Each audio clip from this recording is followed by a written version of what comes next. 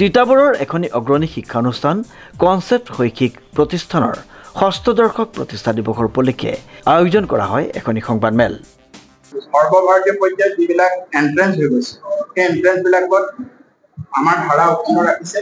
এই বছৰো সৰ্বভাৰতীয় মেডিকেলত কনচেপ্টৰ পৰা 7জন ছাত্ৰ ছাত্ৰী অসমৰ বিভিন্ন মেডিকেলত চিট পাবলৈ সক্ষম হৈছে আৰু এইখিনি লগতে আমাৰ যিটো আছাম চি হয় ইয়াতো আমাৰ ছাত্ৰ ছাত্ৰীয়ে 20+ ছাত্ৰ ছাত্ৰী বা চিট পাবলৈ সক্ষম হৈছে।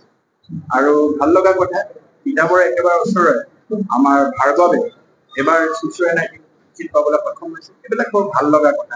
আৰু কনচেপ্ট শিক্ষা প্ৰতিষ্ঠানৰ এটাই মাত্ৰ আদৰ্শ আৰু লক্ষ্য যে service to humanity, service to god.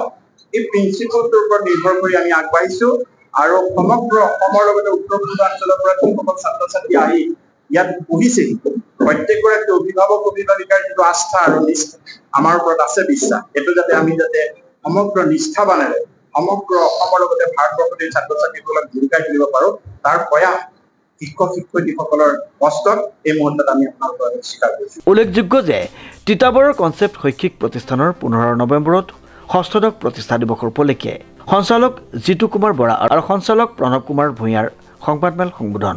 Concept শৈক্ষিক প্ৰতিষ্ঠানৰ 2025 বৰ্ষৰ বিভিন্ন বঁটা ঘোষণা।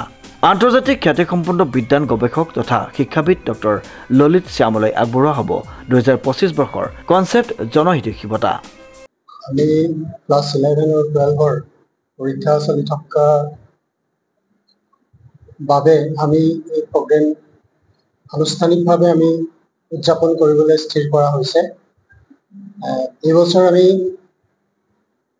এই অনুষ্ঠানভাগিত আমি আগতে যেনেধৰণে আমি আমাৰ স্কুলৰ যিসকল মেধাৱী ছাত্ৰ ক্লাছ 10 আৰু 12ত ছায়েন্স আৰ্ট ষ্ট্ৰীম এইবিলাকত যিসকলে এক নিৰ্দিষ্ট পাৰ্চেণ্টেজ পায় ইনষ্টিটিউটৰ পৰা টপ হয় সেইসকলক আমি মেমৰিয়েল এৱাৰ্ড দিওঁ।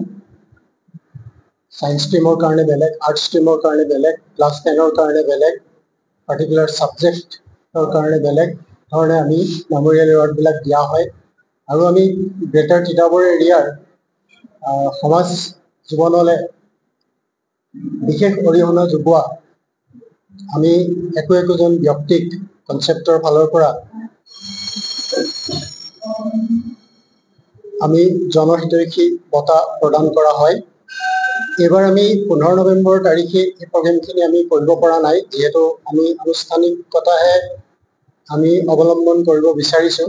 আমি এই প্ৰগ্ৰেমবিলাক আমাৰ যি ডিচেম্বৰ লাষ্টত আমাৰ স্পৰ্টছ উইক হয় সেই স্পৰ্টছ উইকৰ লাষ্টত দিনটোত আমি এই বঁটা প্ৰদান অনুষ্ঠান তথা অনুষ্ঠানৰ যিখিনি কালচাৰেল প্ৰগ্ৰেম এই প্ৰগ্ৰেমবিলাক আমি অনুষ্ঠিত কৰিবৰ কাৰণে সিদ্ধান্ত কৰিছোঁ। এইখিনি আমাৰ মূল বক্তব্য। আমাৰ সঞ্চালক প্ৰধান আপোনালোকক সম্বোধন। অনুৰাগ বৰাক গংগাৰাম বৰা স্মৃতি বঁটা, আকাশ ভৰালীক প্ৰেমকান্ত বৰুৱা স্মৃতি বঁটা, চয়নিকা শইকীয়াক ৰামেশ্বৰ ভূঞা আৰু পুতু বেগম স্মৃতি বঁটা, নিষ্ঠা নীলিম শইকীয়াক অৱনীচন্দ্ৰ গোস্বামী স্মৃতি বঁটা প্ৰদান কৰা হ'ব। 15 নৱেম্বৰত পতাকা উত্তোলনেৰে ষষ্ঠদশ প্ৰতিষ্ঠা দিৱসৰ কাৰ্যসূচী ৰূপায়ণ কৰাৰ পিছত ছাত্ৰ ছাত্ৰীসকলৰ অনুষ্ঠিত হৈ থকা পৰীক্ষাৰ বাবে অহা 18ৰ পৰা 24 ডিচেম্বৰৰ বাৰ্ষিক ক্ৰীড়া সমাৰোহৰ সামৰণি অনুষ্ঠানৰ বঁটাসমূহ প্ৰদান আৰু প্ৰতিষ্ঠা দিৱসৰ অন্যান্য কাৰ্যসূচী অনুষ্ঠিত হ'ব বুলি কনচেপ্ট কৰ্তৃপক্ষই সংবাদমেলৰ যোগেদি জানিবলৈ দিয়ে। 2009 চনত প্ৰতিষ্ঠা হোৱা কনচেপ্ট শৈক্ষিক প্ৰতিষ্ঠানে বিগত বৰ্ষসমূহত IIT, মেডিকেল আৰু ইঞ্জিনিয়াৰিঙৰ উপৰিও সৰ্বভাৰতীয় পৰ্যায়ৰ পৰীক্ষাসমূহত লাভ কৰা সফলতাই সকলোৰে দৃষ্টি আকৰ্ষণ কৰিবলৈ সক্ষম হৈছে। উল্লেখযোগ্য যে সংবাদমেলত সঞ্চালকদ্বয় ক্ৰমে জিতু কুমাৰ বৰা আৰু প্ৰণৱ কুমাৰ ভূঞাৰ উপৰিও জ্যেষ্ঠ অধ্যক্ষ দিব্যকমল মজিন্দাৰ, অধ্যক্ষ ইন্দ্ৰনীল ভূঞা, শৈক্ষিক পৰামৰ্শদাতা তথা প্ৰশাসক বিপিন চন্দ্ৰ শইকীয়া, কেৰিয়াৰ বিশেষজ্ঞ তথা কোচিং ইনচাৰ্জ আব্দুল হামিদ, প্ৰধান শিক্ষয়িত্ৰী অনুৰূপা ভ্ৰজৰাজ, অভিভাৱক শিক্ষক সংস্থাৰ সচিব সংগীতা হাজৰিকা, নিৰ্দেশনা পৰামৰ্শদাতা নবাব মুস্তাফা আহমেদ, শৈক্ষিক সমন্বয়ক মানসী মহন্ত, সাগৰিকা তালুকদাৰ আদিয়ে অংশগ্ৰহণ কৰে।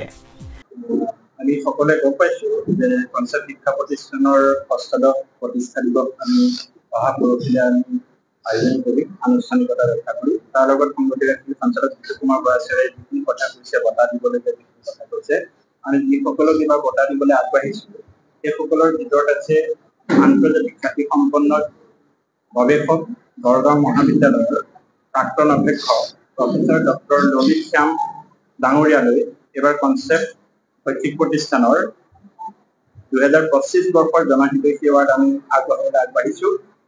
লগতে 2025 বৰ্ষত যিসকল ছাত্ৰ ছাত্ৰীয়ে কনচেপ্ট শিক্ষা প্ৰতিষ্ঠানৰ পৰা সৰ্বোচ্চ নম্বৰ লাভ কৰি যি আমি আগৰ পৰা দি অহা বঁটা দিবলৈ আমি আগবাঢ়িছোঁ। ছায়েন্সৰ ক্ষেত্ৰত আমি ইয়াক গংগাৰাম বৰা মেমৰিয়েল এৱাৰ্ড আমি আগবঢ়াম।